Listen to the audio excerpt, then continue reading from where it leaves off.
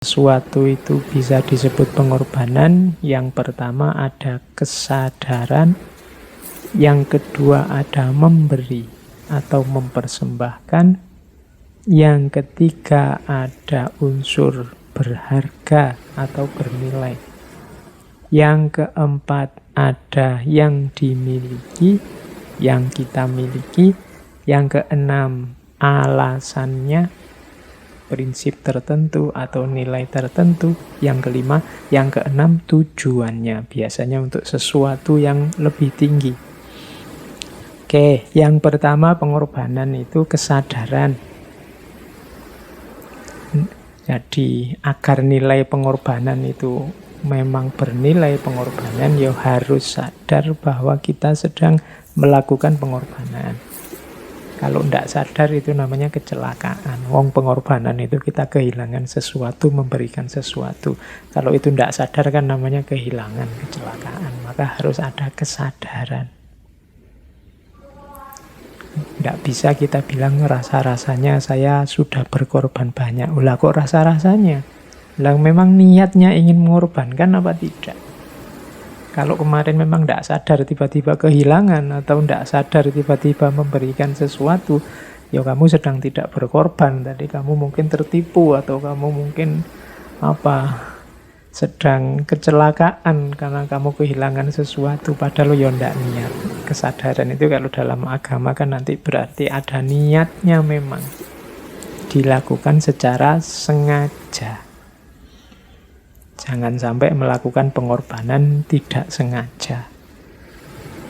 Oke, ya itu uraiannya panjang, tapi teman-teman pasti ngerti ya kalau kesadaran. Yang kedua, setelah sadar, aspek kedua pemberian.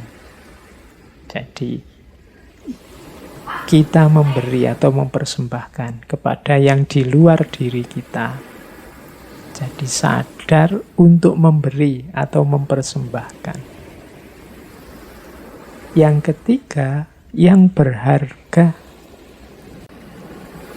Kalau tidak berharga, ya namanya bukan pengorbanan, tapi mungkin kamu sedang buang sampah, bersih-bersih, yang tidak kamu suka, yang kamu berikan itu bukan pengorbanan.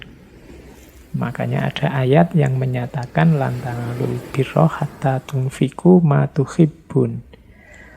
Belum termasuk kebaikan kalau kamu belum memberikan atau mempersembahkan apa yang kamu sukai. Pak, saya rajin sedekah kok Pak, saya setiap tahun sekali mensedekahkan bekas-bekas baju yang saya tidak suka.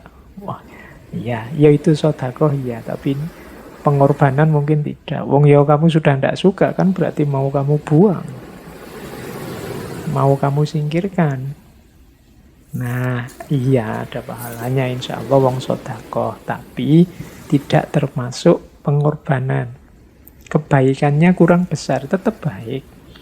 Tapi baik yang sejati, yang lan tanalul birra tadi, harus yang tunfiqu ma tuhibbun. Jadi engkau berikan yang engkau sayangi, engkau cintai. Barang ya maksudnya. Oke. Jadi sadar memberi yang berharga.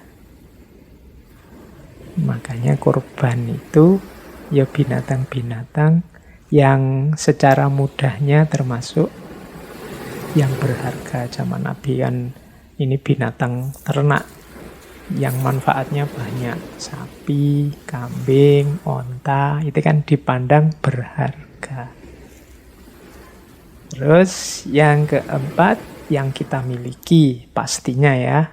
Itu jangan mengorbankan miliknya orang lain, kamu tidak punya hak. Itu namanya ngambil miliknya orang lain. Yang milikmu sendiri yang berharga, berikanlah. Jangan hanya nyuruh orang memberikan yang berharga, ya kamu sendiri harus memberikan. Itu namanya pengorbanan.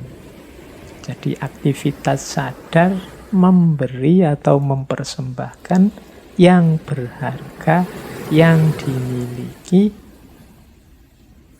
Terus biasanya karena prinsip atau nilai tertentu yang kita percayai kebenarannya.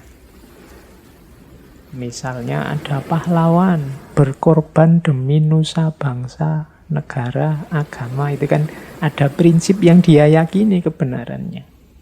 Daripada orang Indonesia, saudara-saudaraku ini hidup terjajah, aku yang berjuang. Biarlah aku yang dipenjara, biarlah aku yang dipukuli, biarlah aku korbannya, tapi nantinya orang-orang akan bahagia. Ada prinsip yang diyakini.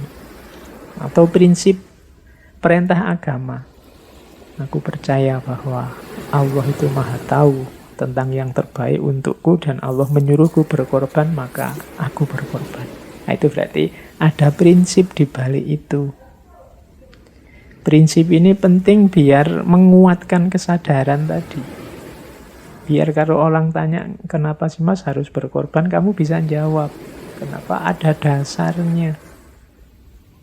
Mengapa sih kamu kok sampai segitunya berkorban untuk calon istrimu itu? Kan kamu kalau gini kan bisa jawab, kalau kamu ada prinsipnya. Ya karena saya cinta padanya, karena aku suka padanya. Biar dia tetap dekat dengan aku dan seterusnya. Itu berarti ada prinsip atau nilai yang diperjuangkan.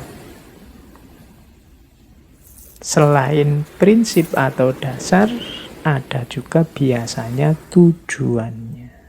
Tujuan yang tentunya lebih tinggi dari yang dikorbankan tadi. Biasanya ada itunya.